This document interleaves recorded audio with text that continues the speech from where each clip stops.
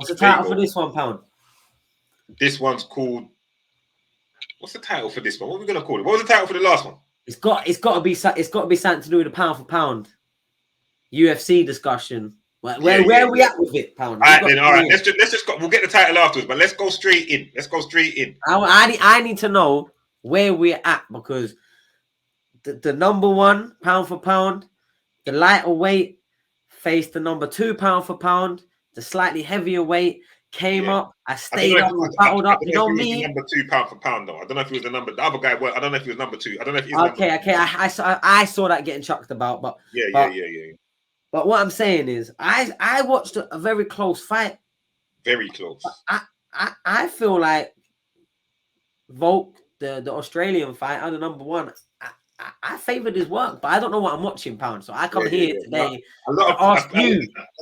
All right, a lot of people did. I'm saying this. I watched it. We're talking about the UFC that just went on the weekend. Volkanovski versus Makhachev.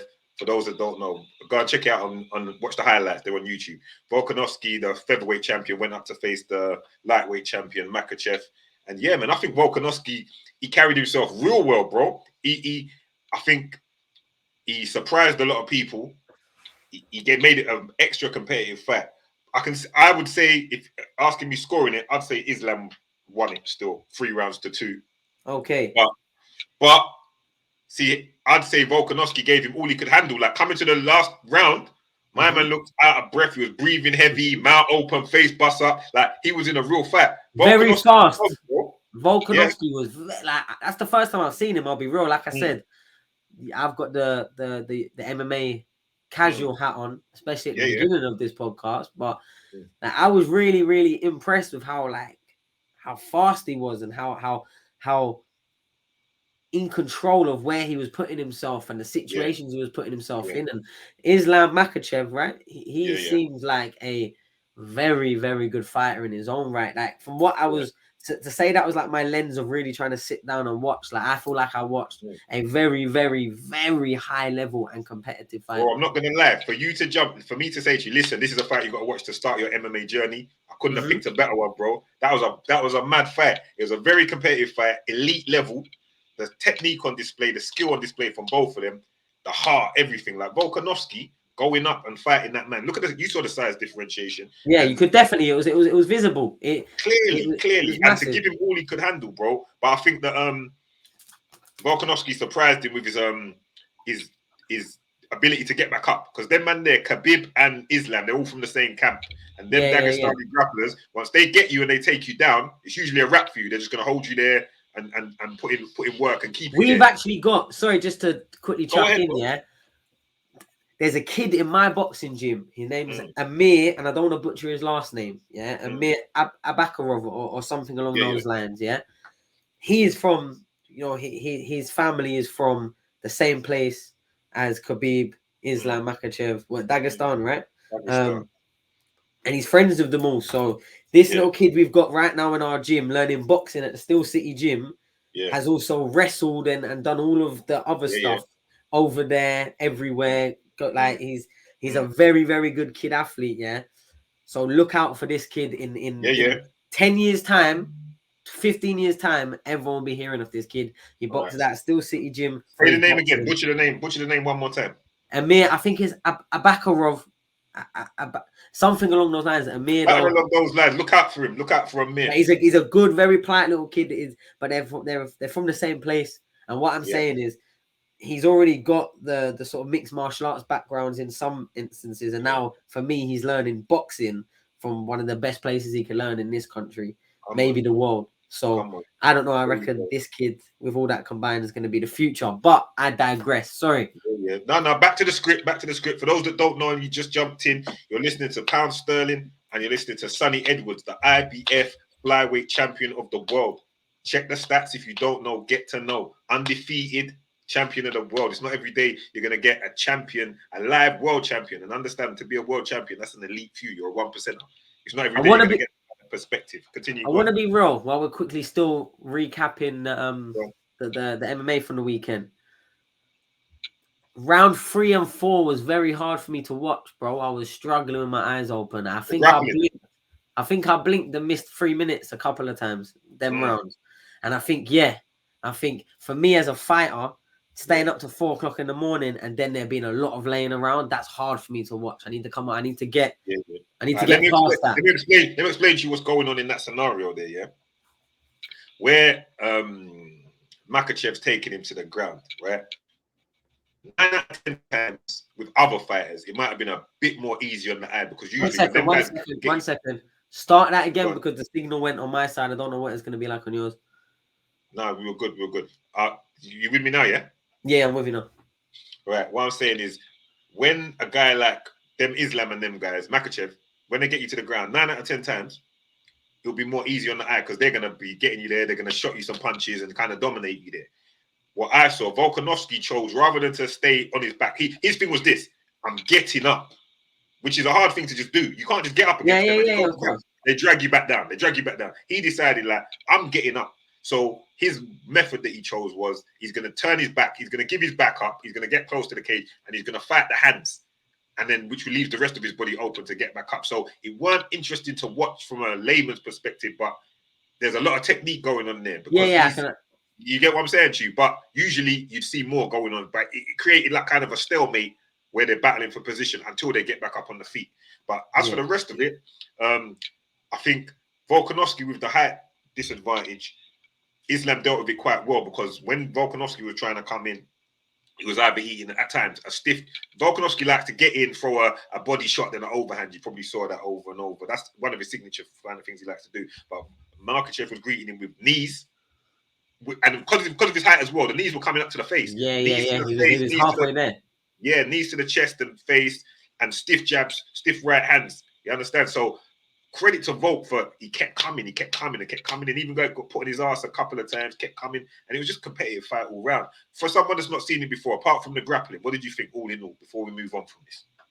Nah, I think it was a good card. Like I enjoyed the fight. I'll be real, you know, it was more my style pounds. I want to be real. Talk to me. Yeah, Rodriguez and Emmet. Against Emmet. I told you. I said to you, that was your style. You like the footwork and you like how he was doing it. You know what? It was how relentless and spiteful, Rodriguez was. Yeah, definitely. But then Emmet caught him, rocked him a little bit, kind of changed the tide a little bit, but then came back, he weathered it, and then he got him, with a high, with a knee to the head or that surrounding area, got on top of him and tapped him out with some complicated looking leg submission. So that was a good fight. That was a proper fight, bro. That's probably more my pace of fighting. And I knew it would be as well because the speed of it. It's funny, I was watching the fight and I was watching and even though obviously it's different disciplines, I was watching the footwork he was using and I was thinking Sunny will appreciate range and timing. Yeah, I was thinking Sunny will appreciate that movement and that footwork. And what I liked is there was times he would be putting a lot of effort into like a kick, completely missing, but he had that belief in his balance where his foot was planting, he was taking a split second to look, and then he was throwing, maybe not a complete 100% shot, but he was always giving Emmet that second phase to think about. Even if it was missing, he was then trying to come out with another, even if it was just a jab or something quick. You know what I mean? That's right.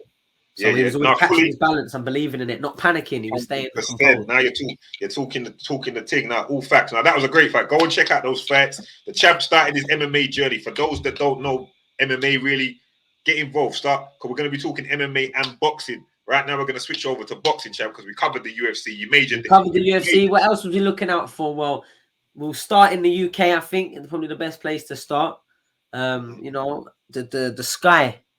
The Sky fight night. Sky card. But hold on, before you even get to that, champ, I've got something. I don't know if you've seen this, but I've got something I just saw 10 minutes ago. Eubank has triggered the rematch clause. What we saying? The rematch clause.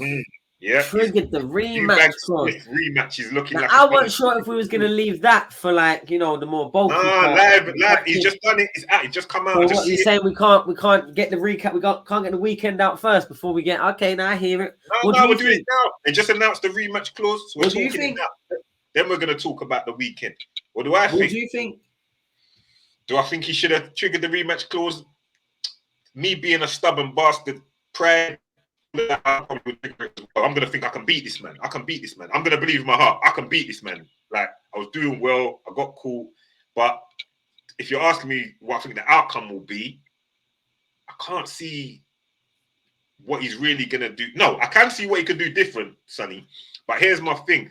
My issue with Eubank, only issue is, has his chin deteriorated from them weight cuts? Has he done himself something to the detriment from that big weight cut for Conor Benn and then the following weight cuts and coming down to 160? If he was 168, I'd say, yeah, cool. But you know Smith's not going to do that. So what do you think? I don't know. I think other options as well. I think he probably looked at immediate other career options. That it might be the most business viable and make the most sense. He's been in there now. He might have reasons in his head as to why he thinks he may be underperformed. I do agree. He doesn't look the biggest. Like, no, he looks too big now, sorry, for 160. Like, he looks like he has to come really down and within himself. Like, Liam Smith, I'll be real, on the ring walk, and I know Liam, and I know Liam to be a good fighter. Like, when he walked in the ring and then you see, Eubank all kind of like pumped up and shredded to death. And then Liam Smith, quite a bit smaller, didn't look really that defined. His arms didn't look really like, you know what I mean? He didn't. And I know as one of the best examples that obviously looks can and usually are deceiving. And I know that. So I didn't just completely. But when they first walked in, I thought, well, Chris Eubank does look a lot bigger than him in the ring. And Liam didn't look like he'd completely like fleshed out to a 160 fighter, in my opinion. But because of the comfortability in the weight, but I didn't want to make it about the weight because I don't think it was even that. I think in the whole scheme of things, I think Liam Smith is probably just a better fighter, the better high level fighter. Yeah. The things he does isn't always flashy. It isn't always, aesthetically pleasing. Like, oh, that's the most skillful thing I've ever seen anyone do. But he gets to the target. He has very good coverage of it with his defense. And in between every bit of work that they're throwing out, he'll make them work. He won't let them, just walk around and do the sort of like showing off and showboating. Like, in the fourth, fifth round, he was already on Chris Eubank's ass. You know what I mean? He was putting it. And the round before that he stopped him, everyone went, oh, hold on. Okay, this looks more like the fight was expecting, some right uppercuts that were landing clean. But he ate all of those, stood in front of him for more of them, and then just took the shot away from him in the next round. Sort of beat him into a standstill, and then Chris Eubank crumbled, in my opinion. He did. But tell me this, yeah. Do you think the Roy Jones thing has got him in between two styles? And the reason I say this, yeah, apart from the obvious, because he's switched his style up. I remember Eubank when he first come out was like he'd fight almost on your chest, uppercut hooks, throwing these 20-hit combos, and this all that's out the window now. And he used to just break people down with pressure, if anything. Yeah, but what's happened to that? But who was he doing that style against? That style didn't stop when Roy Jones came. No, it doesn't stop the elite. It didn't stop the elite. No. But what I'm trying to say is that style didn't just stop and start slowing down when Roy Jones come. As soon as he got a ring with Billy Joe Saunders, I didn't see no 30-punch combination. You can't do that with them guys. They're not there. Exactly. They're not staying there. So he does it like this is what happens a lot, and I don't want to be personal to Chris Eubank, but this is something Chris Eubank Jr. Sorry, but this is something that I see a lot in boxing. Certain fighters will look very good beating up on a man. Do you know when things are in their side, they'll look good beating up on a man. Certain fighters, but there's usually like a level of capacity to where that goes to, where they're going to look like them, and then the moment it's outside of that capacity, everything changes. So people get much more built into like the hype of that fight, and that looks really good beating up on someone. But then there might be another fighter. Let's just say for the pick one, like a Devin Haney, who doesn't always knock people out, doesn't always do completely flashy stuff or throw big powerful punches and bust up and hurt his opponent. But if you actually watch his whole career, he doesn't really give any moments away. He doesn't really give any free shots away. He doesn't really give any opportunity to get beat easily. But then you have the fighters that are very used to, like a Chris Eubank Jr., looking unreal, throwing 30-punch combinations, big power punches, going to the gym training the next day. But then there's a level that will work, and then there's a level that it won't work. And for me, Chris Eubank Jr. has fallen into, because of the results, unfortunately, I don't think it's me categorizing him. I will always let every fighter's career play out. But right now, as it stands, he's had enough chances to sort of touch, maybe not even like, maybe not even like the killer of the division, the elite at any time. Because every time he's probably lost to someone, there's probably been at least one other person in the division that's rated as the same, or maybe just a little bit better as a champion, whatever. So he's been fighting people every time and getting to a good level and losing quite clearly, in my opinion. No, he has. When Saunders, Groves, and now Liam Smith. Yeah, that's all champions. And they're good fighters. Don't get me wrong. But they're three. They're three British fighters as well. Like he hasn't even taken it. He hasn't even taken it to fight, the under-promoted, less hyped, underappreciated, like international fighters, like the proper ones, like they're the ones that haven't had, fights built up in the UK or had fights with Canelo. Like he's still only fighting good name brand fighters because his name generates that interest in the fight. But if I'm honest, every time he stepped up to a level where I'm ready to see something from him, like, and I'm a fan of what he does when he's doing it. I just don't think he does it when it's time to do it. Unfortunately, I don't. When it's really the fight now, and it's like, okay, this will validate everything he said. He's fallen short, unfortunately, in my opinion. And I think really the rematch for me don't really 100% make sense because getting the win back of Liam Smith is good. But even if he gets the win back of Liam Smith, like that's only ever levels, man. But Liam Smith didn't point him either. Liam Smith knocked him out. No, he knocked him out. But you know what I think it is, yeah? There's one thing with Eubank as well, because of his dad. That's why you always have to give prop to his dad. I think his dad, when his dad was fully steering his career, was always on this thing of, like he said originally, in his mind, he feels Mug's game, make as much money as you can.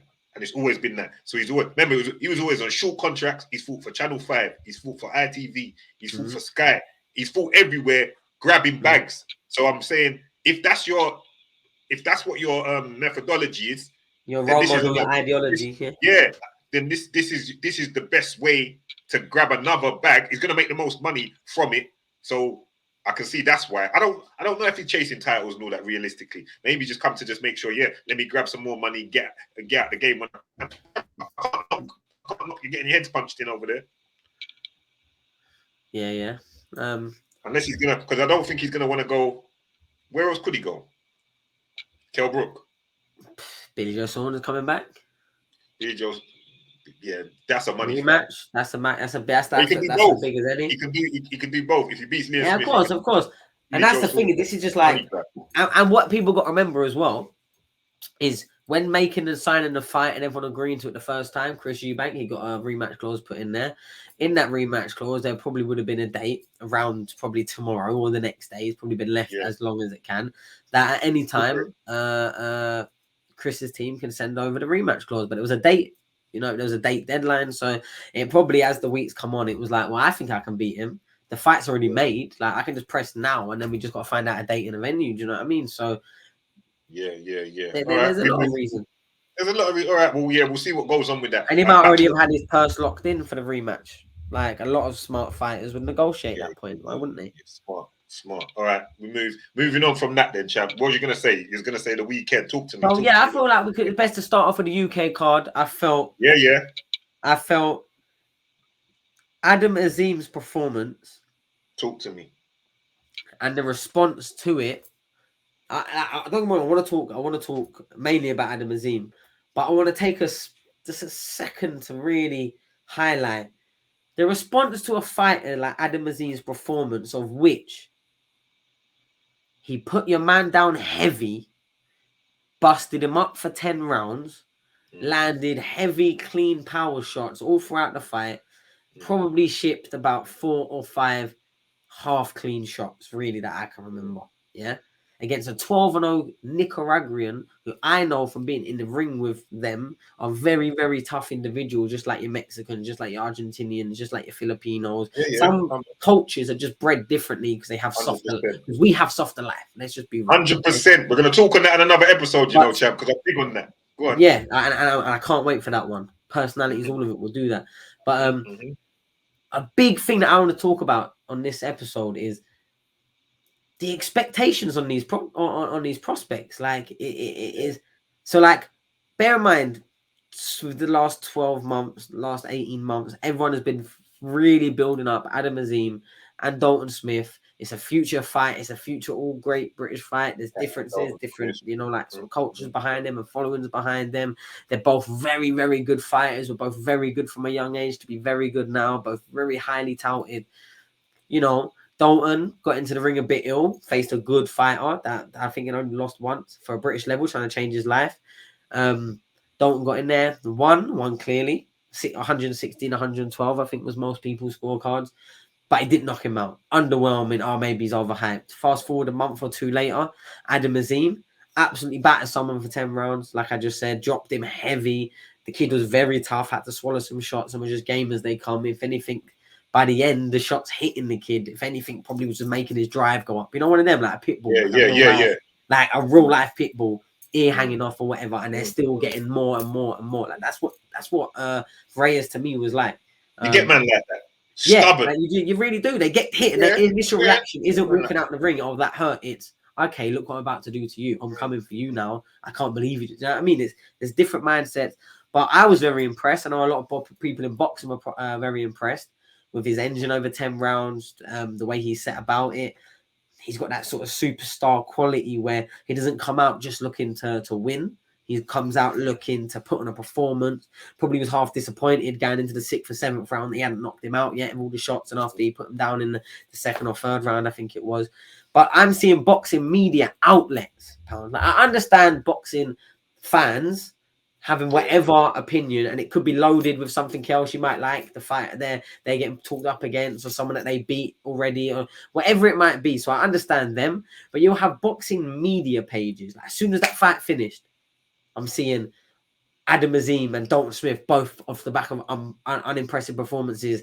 Oh, these two, oh, I don't think these two are world champions. Oh, I don't think. Like, people in this sport right now, in this country especially, are so ready watching, like, oh, he's not gonna do anything.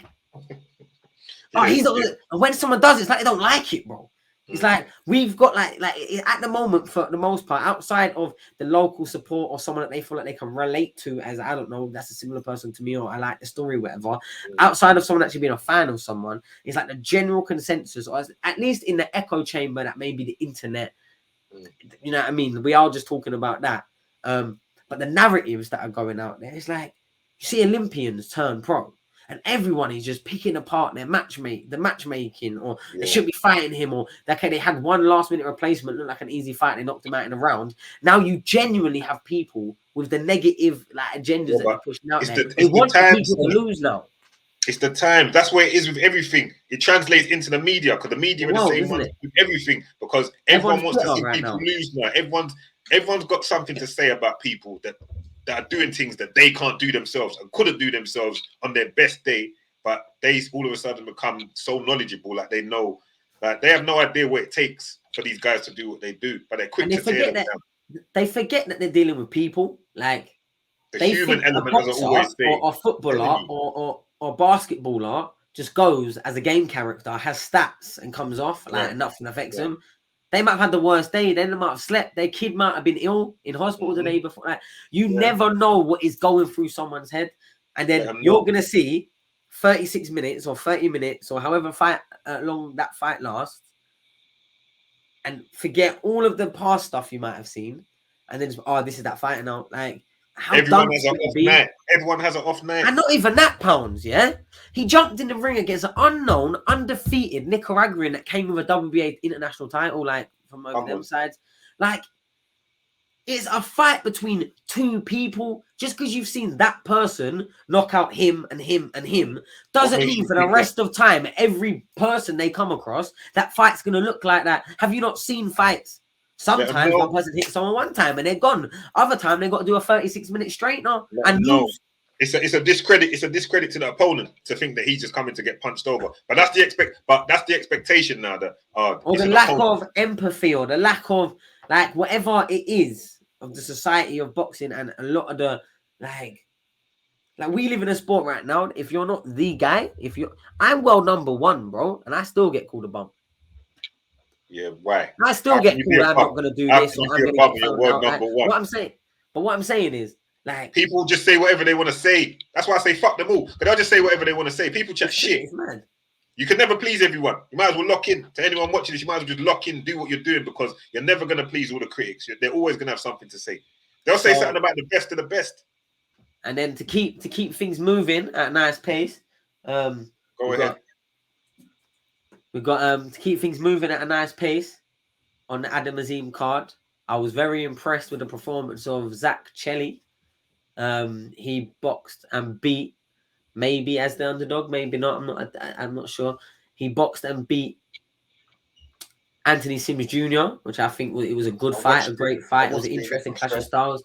Sims Jr. didn't really look like he was ready to do much. He was very bouncy. He looked slick. He looked like he had a great control of being in the boxing ring. But every time it come to pulling the trigger, it looked like he weren't really interested, and he just got outworked, I think, and out hustled. I think it was as simple as that. Like, he didn't look like he had that. You know what I mean? Like, he didn't. But we'll see what he comes with on his next fight. But yeah, he didn't. Do you want to hear a quick funny story? Yeah, when I won one of my national titles, I was about 15, 16, Mansfield. Yeah, me and Zach Chelli. You've been winning national titles since 15 and that, yeah? Since way back when. Come on, let him know. Since way back when. But go on. And because a lot of people are talking about him, yeah, and this is no hate either. This is just a funny story that I like to tell. Well, I'm telling. Zach Chelli won a national title that day. I won a national title that day. Was in the change room. Zach Chelli's dad came over to me and went, I seen you win. He went, you're very good, but not as good as my son. It's a dad though. That's how dad got a feel though. My dad's exactly the same, bro. Yeah, that's exactly the same. But it was just funny. You know what I mean? Would your dad have said it though? Would your dad have said it? My dad was telling people for me and Charlie being running 30, up on them, 14, 11, 12. No, worse than that, pounds. My dad was telling me as a 14-year-old kid, yeah, this is probably why I'm a bit like the way I am. My dad was telling me and was convinced that after 5 years of boxing, there wasn't a boxing trainer in Britain that could teach me anything. That's what my dad thought. He thought I was so far ahead of advance that I didn't need a coach. Big up your dad still. That's the energy that we're dealing with. Big up your dad. So my dad used to have one of my fights. That self-belief in you, bro. He's instilling that. Imagine having someone that believes in you that much, bro. That can help you just fucking fly, bro. For real, I'll be real. Like, he did give me that. Like, don't get me wrong, at that time, like, I was thinking, what the fuck? Like, of course I need a coach. You know what I mean? Who's gonna hold my pants? You do need a coach still, bro. You know what I mean? But, so that is just. And I'll be real, a dedicated dad in this world to their son can be as influential on their life as any other single factor, I believe, as a dad. Let them know. All right, that was Zach Chelli. And talking about dads, I want another story because I've got loads of these. Go on, give me another story then before we move on. Vidal Riley. Shout out Vidal Riley. Still, what's his dad saying? I saw his dad on that. Guess who Vidal Riley's sparring partner used to be? Who? Not me, nearly my brother Charlie. I knew it weren't you for some reason. When they was, okay, bear in mind, Vidal's a year, I think, younger than me or the same age as me. My brother's 3 years older. But when my brother was probably about, I don't know, 14, Vidal was probably about 10, 11, a very good amateur, very good boxer. He was from the Repton gym, then he was at Newham together. But his dad, and shout out to his pops as well. Shout out to his pops, a big shout out to his pops who's doing his corner now.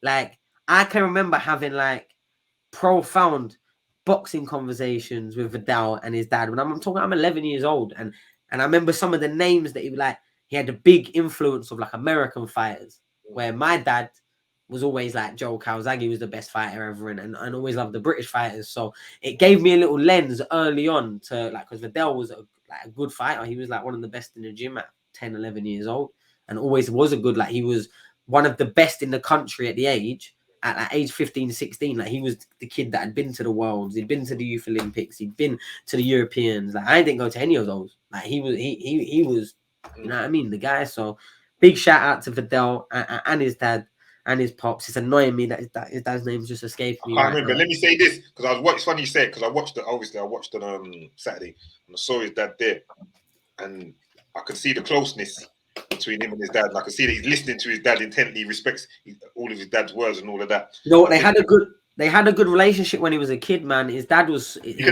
cool people. Like, always had like a good like aura. Like, you could like, You know what I mean? He had a good aura. So shout out to them. Yeah, I'm man. glad. Shout out them, man. I love to see it, bro. I love to see it because I was He watching it boxed thinking, well. He boxed well because he was boxed very well. talented. He I think boxed he just well. took his eye off the prize. Like he probably had what I had, where you kind of fall out of love with boxing when you've been doing it for so long. And then you come away from it as like serious, and then you realize that without it, you're kind of left as a massive void that nothing else is as powerful to fill, in my opinion. Like when you're into it with boxing from a young age. So shout out to Vidal. We got the TKO win with a stoppage. I also want to guide you to Jamie. I don't want to say his name wrong because I think it's spelled a bit different, but I think it's Jamie TKV versus Harry Armstrong. If you've not seen it already, it was an 8-round heavyweight war, and I'm talking. You see that? I'm talking just bombs. I'm talking just heavy. It was closer on the cards than I thought it was. I thought TKV probably won about seven of the 8 rounds. But when I say within the second or third round, I tweeted Harry Armstrong knows his way around boxing, a boxing ring, and he was. I don't want to be disrespectful, but looked kind of out of shape. Probably didn't train too much to get into any sort of meter. I'm looking a little podge in there. Well, he's a heavyweight, so he's obviously that might be. A bit too podge. Yeah, but don't get me wrong. Some heavyweights are like that because they never have to make weight, so they never find the importance. No, but was he carrying it well? What was the cardio saying? Well, he was still going, bro, the whole way. If anything, some of his better rounds were slightly later, but you could tell he knew his way around the ring. Like you could tell he had like a good little block and he could find shots back. But he just didn't have enough firepower, enough of the time to really trouble TKV. But that was a great fight, honestly. That was a good fight. All right. What about hold on. Shout out Caroline Dubois. That's where I was going. That was the last one on mine. Yeah, Caroline Dubois. Like she's putting hands on these chicks. She's and she's on it. Like she looked frustrated that the girl the girl didn't come with enough for her. Like she's like, what is this? Like, get it out of it. Like she's a savage, like again. That's another. Hold on a sec. Her and her brother. That's another one where the dad's closely involved, right? Yeah. That's Daniel Dubois. He fought Joe Joyce and he fought Nathan Gorman. I say a brother because I'm expecting everyone to know who Daniel Dubois is. That's why I just said a brother. Yeah. But we'll just chuck that out there. Yeah, just to make them know. But there's dads. So Caroline, and this is a whole episode of dads. It's mad. And Caroline Dubois, I've been a big fan of. I remember Daniel Dubois being again like an 8-9-year-old kid in Lim boxing gym. Do you know what I mean? I can remember him from way back Wednesday. But Caroline Dubois is, if you ask me, probably one of our candidates to be, I think so. Say it. I've said it, bro. I've said it already, yeah. But I genuinely think, bro, you ain't said it on this podcast, fam. I know what I'm saying. What I'm about to say is, given the time she's turned pro, the progress she's making and already made in her life, and the maturity she shows in both her athleticism, her boxing IQ, etc. I think Caroline Dubois, like, if given the right time to develop and hits the right levels at the right time, could be one of the best female fighters we've ever had. Because, and I say that because she's a career boxer. She's been boxing pretty much more than half her life. And she's turned pro early after a very good amateur career of being on Team GB and traveling the world. And now she could potentially have 10 years as a pro female fighter in a time also when there's a lot more names, there's a lot more storylines, there's a lot more attention. So I genuinely think that Caroline Dubois will go down as one of the best females we've ever had. And that's quickly to round up that card. I thought it was a good card of boxing. Now, one more on that card, Chad. English middleweight title. Oh my God, I'm so, do you know what? I tweeted about 100 times. Can't forget that. It was Paul's against, what's his name? Tyler Denny, bro. Oh my God. Hold on. Shout out my guy, Tyler Denny. You see when Tyler Denny came out to the Sean Paul track, woman, no, babe. I said, this brother's a bad boy. He's going to thump up my man. Give a fuck. Yeah. And I like the way he fought. He was just hungry, bro. He was hungry. He was on it. And I rated the way he took my man apart. Paul's was there still trying a thing, but no, my man just, you put hands on him still. But give us the... I'm so glad. You know why? Tyler Denny, big him up 1,000 times. Go on. I can't. You know what? I'll be real. Like, I'm not just saying this to save face. Check my Twitter. Like I was, and I have, like, I think that's the second or third time I've seen Tyler Denny, and I'm a fan of his. Like, genuinely, that BCB, I am now. First time I've seen BCB reminds me of a slightly smaller Lennox Clark. Same setup, same you know, management and that. But you know what it is? Tyler Denny, he come in there, you could tell he was taking his platform, he's fighting on Sky, he's probably had to take the long route to get here, yeah? And he weren't going to miss out, bro. He was ready to leave it all in the gym. Brad Pauls, when that first fight first got made, yeah? Brad Pauls has been a very good fighter for a long time. He's been dotting around the amateur circuit. Undefeated, isn't it? Undefeated. But there's just something, and again, I don't want this to be personal on him, because I don't know him enough about his professional career, yeah? But you see, when fighters, they're good amateurs, right? They're good amateurs. They got a good start. They got great potential. Do you know if the next 4 or 5 years is nothing but 15 easy fights, 6-rounders, knockover jobs, knockout, or losing record? You know, if they have 15 fights, bro. Let's keep this. This is my rule of 15. You know, if someone has 15 fights where there's no step up, there's no they didn't get put down, or they didn't have to get resistance or a cut. There's no resistance. Every fight was easy. That's what his career before this fight looked like. Before he had a slight better fight the fight before, but he had 15, and I've noticed it. Yeah, and don't get me wrong, fighters can come forward from this, but I think what usually happens is they spend 15 fights learning nothing. Because there's no adversity, there's no things they've had. I was about to say adversity builds characters. I was just thinking that in my head, but I didn't want to interrupt you. Go on. No, that's fine. And then they spend 15 fights learning very little, next to nothing, you know. And not only that, getting complacent. They get in the rhythm. They forget all the times they lost, got hurt, maybe got beat up a little bit as an amateur in all the 50-50 fights that you have all the time. They got divaed by the 4 or 5 years of easy fights. Now they get in with someone that they're still expecting to beat, because he's thinking, you know, I was a good amateur, I'm undefeated, I've knocked out him. I feel untouchable. The last 4 or 5 years I've not lost. But if they haven't had no adversity to get to that point, what happens is when you have the young, or maybe not even younger, when you have the hungrier fighter who is fighting for more, like in your eyes, this is like an English title, and then I'll move on to the next. But this for them is like, oh my God, if I could win this is like life-changing for me. I never expected to get this far. When you have the person that's looking up to change their life, like, and really, you know, putting themselves on that position, that this is make or break. Tyler Denny is talking about how he was working full time and just tried to give it a go. Like, for this. Tyler Denny again. Exactly. That's my guy. I'm following your career, bro. No, for real. So am I. But what I'm saying is, like, let's just say Brad Pauls might be a better fighter and Tyler Denny might be slightly worse. But let's just say, for this hypothetical, to prove my anecdotal point, yeah, if you're looking up at someone thinking it's going to be a challenge, I need to prepare properly, it's going to be a hard fight, that might give you a 15% boost in camp, a 15% boost on a fight night, a 15% boost when you get hit and with a shot and have to react to it. You see the time that you're getting in the ring after 8 weeks thinking, you know, I'm going to beat this kid, he's not on my level. Oh, he lost that regional levels all the times in amateurs, or he lost to him. Like, oh, he lost to my sparring partner. That was the case in Brad Pauls. In Brad Pauls' case, Linus Lugofi had beaten Tyler Denny. So he's thinking, my sparring partner's beat him. I'm going to beat him, maybe. I don't know. But you know that, and this might not be personal. This might be out of ignorance, or not personal, but just my mindset. You know that fighter that is then looking down, thinking this is just another stepping stone, thinking, oh, I'm going to beat this kid. You know that first time in the moment of the fight where it's not as easy as they thought it was?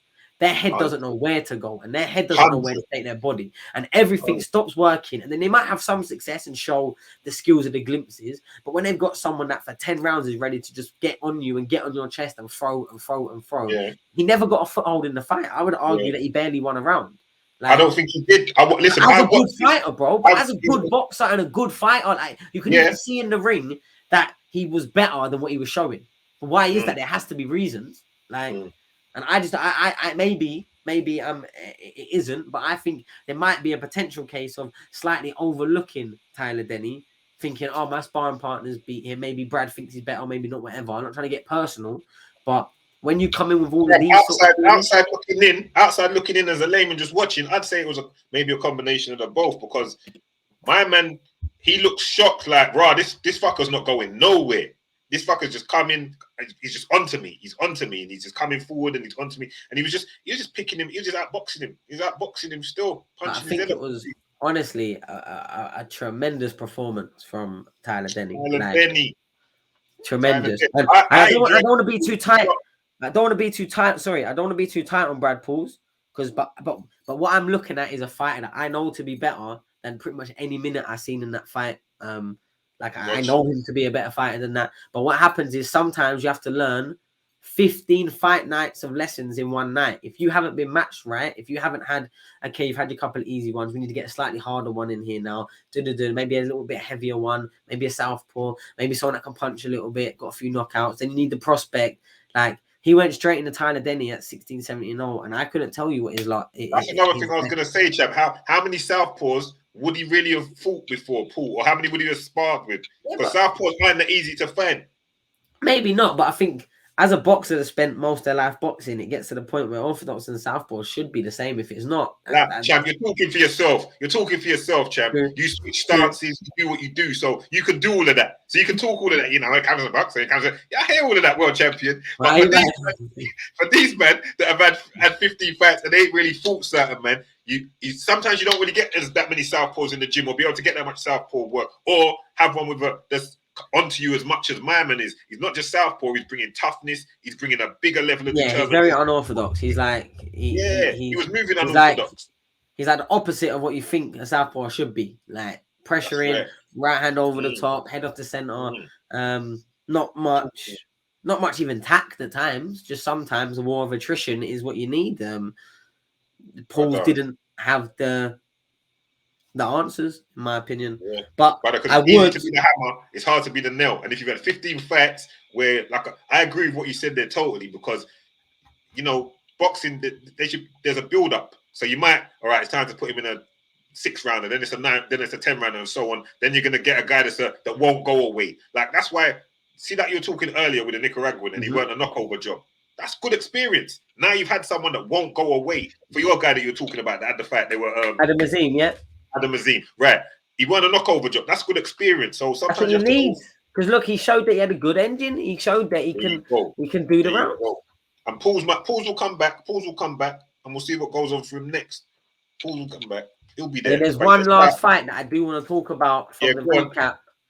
And if you was plugged into the first one before the fight went out, you know what I mean, then you fancied a little fun and safe and within your means gamble. You know what I mean? Bet safe, little cheeky bet. Come on, bet safe though. You gamble away when the fun stops. When the fun stops. But if you go back and dial back, in San Antonio at the Alamo Dome. That's right. My friend, my guy, you know what I mean? We spoke about it last week. Gave man them a cheeky tip. Sheikh Foster. You gave man them a tip last week. What did I say? Can you remember? No, you gave man them a tip. I was all vexed. I didn't put a little change on it still. I told them he's a very. You know why I didn't? You know why I didn't? Because you said, you looked it up and you said, the odds weren't that great. So I kind of just dismissed it. But if I looked. That's true, but I thought they would be, bro. Bear in mind, Sheikh Foster going into this was 19-2, 2 defeats. Yeah. Ray Vargas, 36-0. Oh, man. Yeah, the odds should have been a bit more. Yeah, you know what I mean? I watched that still. He put hands on Ray Vargas still. 117, 111, 109, 100. Yeah, he pumped him up. 116, 112. And like I said, you know, so if you came here right now and you listen to us, what would they have got both bets right? Yeah, because I gave them I said my man's winning as well, Islam. So yeah, you could have done a little double there, still a cheeky double. You could have done a cheeky double on the back. You could have had a little tickle. And you probably would have doubled up your money or maybe like tripled it. Yeah, you'd have made a change if you listen to the Champ and the Hustler. But make sure, bet safe, like I said. But yeah, that was a good shout there from you still, Champ. Can't lie. But you know what it was? Shot. When I watched old Sheikh Foster, I hadn't seen him or heard of him before until he was on like the card and I'm sat and watching him. And then, you know, like when it's past the eye test, he's in at a good level. He's versus a fighter that's come with ambition. It's like a WBC silver title. The kid was a Tajikistan or an Armenian or an Uzbekistan. It was one of them. And when you hear the Astan at the end of a country of a fighter, just know that they can fight. You know what I mean? They can fight like fuck. You know what I mean? So He fought someone out in Dubai, and he looked so good dissecting it. So good, so in control of range, turning the corners, picking moments, picking shots, his work rate, his accuracy, like he was really slick. And I'm thinking, how have I never heard of this fighter before? And World champion now, everyone's gonna know about him now. What belt did he win that day? What belt did he win? What belt was that he won? He won the WBC. I want to say super feather. No, I don't think it was WBC. Was it WBC? It's a red belt. I wasn't sure if it was WBC. Nah, bro, you're wrong. WBC World Super Feather. World Super Feather, yeah. I'm watching it now. I'm reading it now. He's not far off your weight class, champ. Mine not still. You know, I mean, a few above me, but I'd love to go out and get some work with him, man. We've kept in contact anyway, and obviously I've wished him the best. I see that. I wished him you know what I'm thinking of? It weren't him I saw with the belt. It was you and him took a picture, and you had the belt. Your belt. Yeah. That's my one. That was you. That was your belt. Still, that's the idea. Yeah. Oh, because you know what it was. Yeah, that was from. Yeah. That's what I saw. See, I know I don't make mistakes like that, Chip. So congratulations, you know, from Pounds and Punches. Yeah. Come on. Shake Foster, and you know what I mean, a winning tip. So don't feel like we don't know our shit. You know what I mean? We know our shit still. We won't get it right every time, but we'll get it right a good. Okay, guys, I've got one for you. Go ahead. Forward in the final segment of the show because there's quite a lot to cover. Let's be real. We want to give our people that, you know, you want to give the people that. To cover. We want to give the fighters that deserve the, you know what I mean, the little mention. We had to take a 25 minutes there just for that. Because we can't just be the fighters that are big in the stack. We got, you know, demand them on the come up, the grand. Yeah, man. But anyway, go on. What's the next one for me, champ? I got a good card this weekend. I'm gonna be there. I'm gonna be in the corner working it. Talk to me. There's Lara Wood. Lee Wood versus Maurizio Lara. Yeah, you said that. That's a big fight in Nottingham. You've also got 3 Steel City boys on the undercard. Three boys from my gym. You got Dalton Smith in a British title fight against Billy Aylington. You got Junaid Boston, one of the hottest prospects, 4 wins, 4 knockouts. One of Eddie's, you know what I mean? Eddie's little stars in his eyes at the moment. You got Nico Levias as well, a very popular lad from Mansfield. That's our lot. I know there's a few other fights right now that I'm going to get up just to go through the whole card. But Lee Wood versus Lara. Have you seen much of Lara? Seen much of Lee Wood, Pound? No. I've seen a bit of Lee Wood. Only Lara I really know about is Arizande still. So tell me about this one. Oh, you not see the Josh Warrington fight?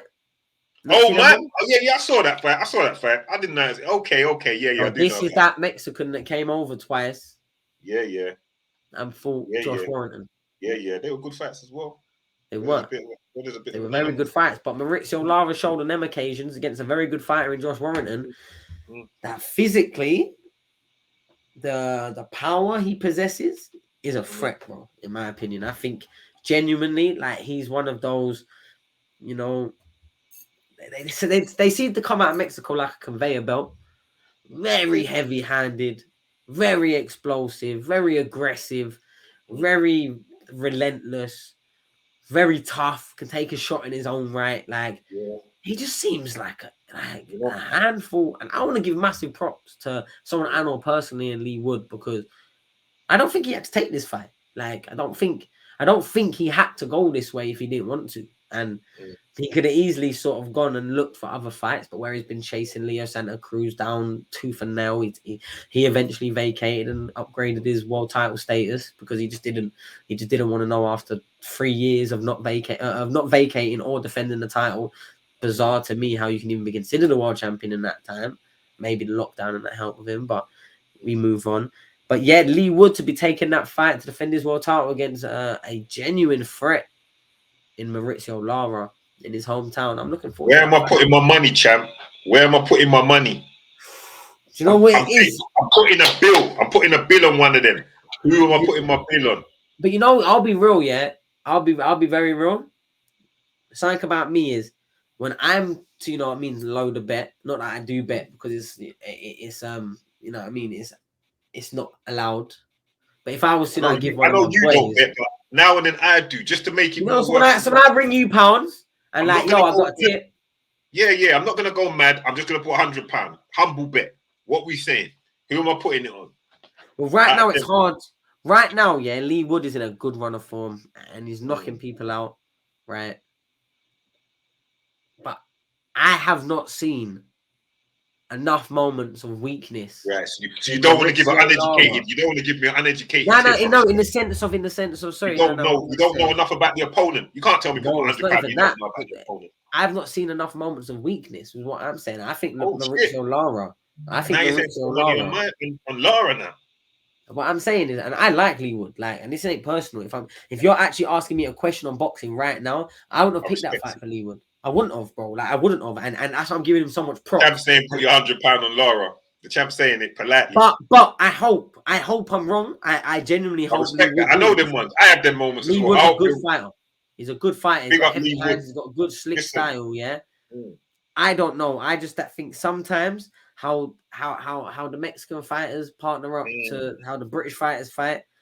You have to be very, very on it. And I don't think Lee Wood can make those same mistakes that he made against Michael Collins to get put down heavy. So you're saying for him to Michael Collins put hands on him. You're saying it has to be a different performance, bro, for him to win.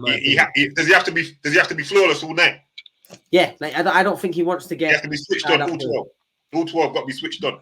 Because I think the power might be the same. I think the power could be like thereabouts, like whoever just gets the shots off first.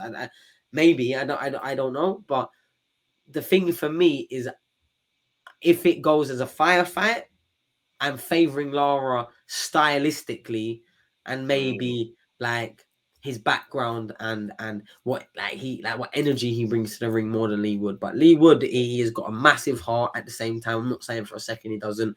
We've seen that time and time again. Sometimes down the stretch he slows down a little bit, which might be a problem. But also these Mexicans, when they're made to fight really hard, their threat can start going after round 6, 7, and 8. They're more susceptible sometimes to the body shots. Maybe that's because of their diet. So I don't know. I do still think it's interesting, but if you're putting guns to my head, hold on one second. Do you hear the technicalities that the champ is giving you there? You know, the man said they're more susceptible to body shots after round 6, and maybe it's because of their diet. Do you see the deep? Carry on, champ. They don't even know what they're getting in the game. And I understand fully what you mean by that. Because all these I might make some assumptions, bro. I might make some assumptions, but yeah, you might be. But in some cases, it's valid. So I'm saying you're not just talking shit. I understand what you're saying and where you're coming from with that. Because people forget at times it's a 12-round fight, so that body work pays off in the later rounds. Yeah, and I don't know if I'm honest. I don't like betting or like being even on a tip for someone if I don't think that the bookies have got it wrong. You know, same. So I only like it when the odds are looking nice. So what I'm gonna do is right now I'm gonna pull up. Yeah, have a look at them odds, because right now my £100 going on Lara. Make sure you bet safe, people. You know, do what you need to do. You know what it is? I'm not even. I mean, this ain't even like a tip or advice. I'm just trying to see how they're rating it right now, because what we've got right now, what we've got right now. Once I find it. We've got Mauricio Lara as the favorite. See? Mauricio Lara is the favorite, 1-2. And you've got a 9-4 underdog in the champion, Lee Wood. You've got a 9. That says a lot still. So if you are favoring Lee Wood, don't get me wrong, and I'm not saying that I think it's a blowout. I'm not thinking that it's an easy fight. I just think the fight might get dragged to a stage where Lee Wood's skills might not be the loudest factor in the conversation, you know. Champ, you said what you said. Let's move on. We're gonna go.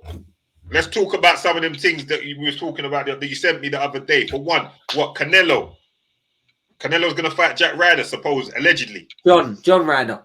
John Ryder, sorry, is that confirmed? Well, I don't know if it's been. I've not seen a poster. That's the rumor, though. Until I see a poster from the promoter with a venue and a date, the fight ain't made. All right. So we don't really gossip. So we won't really say too much on We're not the biggest gossipers, but what the new information is that it now might be in Mexico, and I think that makes a lot more sense. Because yeah, 6th of May. Yeah, so it was an interesting conversation though when they said that they might be bringing it to a stadium in the UK. Like, I love the idea of that. but that ain't gonna happen. There's too much money made in these times. I'm surprised it's not on May the 6th. Not on Cinco de Mayo as well. It's a tradition. Canelo always fights. Even Mayweather used to fight Cinco de Mayo. So much money to be made. Because Mayweather made a career of fighting Latin Americans, South Americans on May the 5th. Like there's so much money to be made. So yeah, Canelo, that's his time to eat. So what are you saying? You think he will be Ryder? I can see it being Ryder. Good profile. Got a win against Daniel Jacobs. Been in there. Maybe was unlucky not to get the decision against Callum Smith. And he lost to Callum Smith and he lost to Rocky Fielding, innit? He lost to Rocky Fielding? I might be wrong, but I feel like he fought Rocky Fielding. I might be wrong though. I don't think he lost to Rocky Fielding. John Ryder lost to Billy Joe Saunders. That's who you're talking about. Billy Joe Saunders. He lost to Billy Joe Saunders. That was early and close though. Bear in mind, that's when Billy Joe was like coming through as the man, and that was like his first like close fight. I think it was just before the Chris Eubank fight, if I can remember rightly. But obviously since then he's been a lot more higher ranked, so that win probably better now for Billy Joe than it was definitely at the time. John Ryder though, I feel like. Do you know why it might just be a bit more interesting than people think? Why it just might be? Because I don't think I've ever seen John Ryder hurt. Oh yeah, he's one of them man there. Okay. He's one of them. Like he's quite small for the weight. He's just built like a silverback gorilla. Like he looks like he can just take shots. Like maybe I'm forgetting something, but a time I've watched him, but I genuinely can't.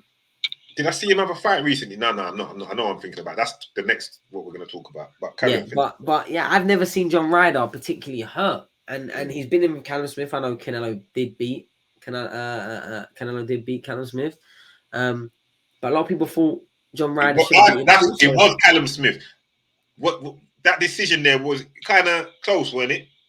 Well, that's what I remember watching it thinking, boy, I thought that John Ryder might have got that one still. Do you know what it was? I think people weren't expecting that fight as well. I think where Callum Smith is even though he's more of like a brawler, he stands there and he likes to catch and counter and have a fight with them.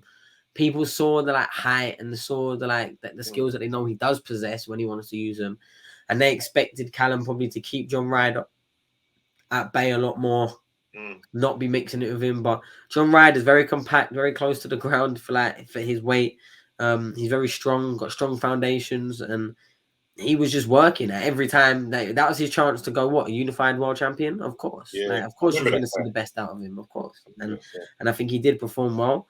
And, if someone said that they thought he should have won, I wouldn't argue them on that.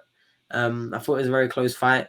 It gets to a point in boxing, unfortunately, when we unpack what our sport is, 12 times, if it's a 12-round fight, at the end of a 3-minute exchange of punches and movement and whatever else, in a split second, before probably about 10, 15 seconds, three judges have to decide, was it him or was it him that I thought was better work? They weren't counting punches. You don't work like that. They just got to think at that time, who did I think was better in that round? They got to do that 12 times. At the end, that is how fights are scored. With the points deductions, with the knockdowns, yada, yada, yada. So all it is opinion. So it's subjective. That's all it is. So I'm not going to argue with a fight as close as that, because someone might read it 9-3, someone might read it 9-3 the other way completely. Can't argue with that. All right. Josh Taylor meant to be fighting Teofimo Lopez now. I want to know what happened to my guy Catterall's rematch. As much as I want to see Taylor Lopez, it's a nice fight, but I think my guy Catterall deserved. Don't you think he deserved a rematch, champ? I mean, I thought the fight was made, and again, this puts me in a position where I know both the fighters. I thought the fight was made. I thought we had a date. I thought everything happened. Then we had a delay with an injury, and then I assumed, we're gonna get it pushed back a couple of months, and then the fight's gonna happen, and it's gonna, if Josh Taylor comes back and wins, it kind of fight closes that chapter. He can move on. If Jack does, then it's like justice is served, maybe to some people, for some people. So I think it is the fight people want to see. But I mean, am I mad at Taylor Teofimo Lopez fight getting made? No, it's a big fight. That's a big fight. I'm not mad at it because it's a great fight. I'm mad for only mad for Catterall. Yeah, there you go. I'm mad for Jack, but I don't know. Right now, what I've seen it look like is Taylor has partnered off with Teofimo, and Jack's fighting Progress. That's what it looks like from socials. That might not be right. That might not happen, but that's half kind of what it looks like. And then imagine we have Taylor versus Teofimo Lopez, Progress versus Catterall, and the winners fighting each other. I think that's a fantastic little go about. I don't know if Taylor's just gonna step around Jack Catterall and never entertain the fight again. I think that would be quite big on his career. I think it would be like a half stain on his career, especially the fact that they were sat ringside a month ago, whenever it was, sat arguing with each other. And then that day he pulled out, and now this day or the other day, the fight's been made with Teofimo Lopez, or looks close to being that way. If it's not already. And Taylor does know that the general consensus is that he lost. He knows that that's the people's opinions. But you know what? Yeah, Taylor, and I like Josh. And I think he's a fantastic no, Champ, let me just say this. I'm a fan, innit? I'm a fan of Josh Taylor, you know? Like, I watched Josh Taylor thump up many men. I remember when he thumped up Hara Davis. Like, I rate him. Yeah. I like his style of boxing as well. I rate it. But I'm just going off the eye test. And the eye test, I think I will beat him still. I know Josh well, yeah. And, like, out of most of the fighters, I could say, like, don't give a fuck. He's probably up there. Don't get me wrong, he's responsive and he's reactive and he's aggy and he is who he is. Hank, they call him. But like, he don't actually give a fuck. He just thinks someone's an idiot. You know what I mean? If that's the way he's in his head. But I don't know. I think he's sort of half maybe adopting the the non-self-given role of villain. You know, that fight happened. He's sort of half become a villain. Yeah. Do that. And as we know from fighting, the most lucrative role is the villain.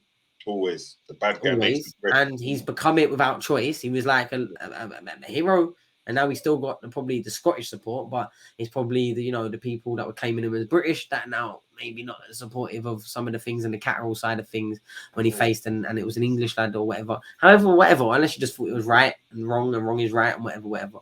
But because now he's sort of found himself through a few things as like the villain, he can do whatever he wants with that. He can make a fight, pull out, make a fight for someone else. Guess what happens? Go on. If at any time he turns around and goes, all right, let's make the Catterall fight, every little step of added this makes the fight bigger. Unfortunately, that's boxing. Unfortunately, and I hate that for us. But look, Kell Brook and Amir Khan's probably biggest fight of their career was against each other 10 years too late. Way too late. But now listen, I'm with it, champ, because my thing is this. I say what I said before, but in the same breath, I'm the kind of brother that will say, see, if I fight you, we have a fight and it's a close fight, and I personally feel I won. Well, you're not getting no rematch until I feel like it. I'll make you wait. I'll get on with my life. I'll go make more money. I ain't got to prove that, and I'm still the champ. I won. Especially. I'm not going to listen to the masses, so I can get where he's coming from. It's me as a viewer and me having a bit of empathy for Catterall because I saw what he gave to that man. Because it was for the unified. It was for all the belts. I saw what he gave to that. It was for undisputed. It was for undisputed. I felt for him because he was undisputed for all the belts. And he gave it all still, but me being if I'm Josh Taylor, I'm saying, you know what? Nah, you can. I'm fighting Teofimo. I'm over here doing this and that. I can't knock the hustle. It's prize fighting. As we come to the last bit before we wrap up, my guy AJ said he's fighting for the money. He said, "Why are you doing?" He said, "For the money." He's keeping it. Kept it a buck. What are we saying on that? How do you feel about that, champ? On AJ saying that, because AJ don't usually say them kind of things. He's usually more. Yeah, I know, but he just said, "Fuck it, man. This is for the bread." Maybe he's been realer than before. Maybe he's just putting anything out there now. Maybe he's got to a point of him trying to be like as real and as media friendly and be a role model, because that's what a lot of it is. Like that's a lot of that they're spinning plates that is balancing. That's what it is. But at this point, he probably had that little snap that we've seen in the ring, and now he probably don't care what you think. He probably does not care that if he says.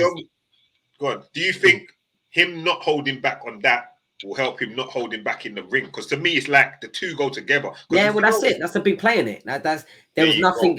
Him saying that he's just fighting for the money. Yeah, there's nothing to pander to the media or the general public in that. If anything, it's antagonizing. Like, facts. So because of that, they're not going to love you anyway. Choosing to gently antagonize the people that will antagonize to other people. They'll be like, yeah, you're doing 12 weeks of training, sacrificing, going over to America, wherever you're going, and not seeing your family and your kids and yada, yada, yada. You spent however many years doing it. You've made it up. You broke out to the top. You've given us some of the best nights in British boxing in recent history. You know what I mean? If you want to go out and get the bag, go and get the bag. Go and run it up as many times as you want, because there's fighters who have given us a lot less of their time, energy, and effort than you have that come in doing that anyway. If anything, most pro boxers, they are here for the money. There's probably very, very few that only exist in pro boxing, because that's how they get the legacy. Many a fight I've watched that I can just tell this brother, he lost. He just came to get the back. You can see it. So at least he was honest with it, bro. At least he was honest with it. So now, big up AJ. We're moving forward. Each and every time, man. Each and every time. You know, there's not that much going on this weekend, though. Is there? Is anything else we missed out? You just gave them what to watch this weekend. There's not that much going on. Is there any of your sport? UFC thing. Is there UFC this week? I don't know how regular it is, or a Bellator or something to give a shout to. But people jump online and check to see what events are out there. There'll be something going on, but the big fights, there's not really a big fight this weekend. You know, a lot of them are new fans champs. We might as well break them off with the big fights. But for now, watch the boxing. Yeah, of course. Would-be Lara. It's going to be a good one. The champ gave you his outlook and opinion. We're going to start wrapping it up. We've been here for a minute, and you know, I can't really see. Is that next week? No, it's Saturday the 8th. There's a small show, I believe, on BT. David Adelaide. I think it's that Mark Chamberlain. I think that's the same day on BT on the 18th. But I think it's a smaller card. You've also got quickly. I just want to run through a few of the fighters that we might have missed quickly. You got Gary Cully, who's a great prospect, fighting on the Leewood undercard. You've also got Gamal Yafai. Gamal Yafai, who's fighting. That's not the one my weight. It's his older brother. He's actually fighting the Argentinian that got a draw against Lee McGregor. Also fought Shabazz Massoud and I think Jack Bateson. We've already mentioned Smith Aylerton.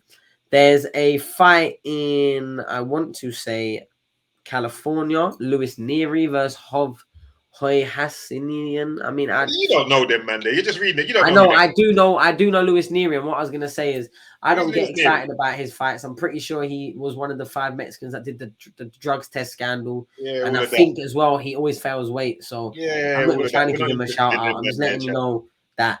Last thing we're gonna say, chap, because we was bigging him up last week. Shout out Joe Joyce. I see he's fighting. What's the brother's name? Zhang.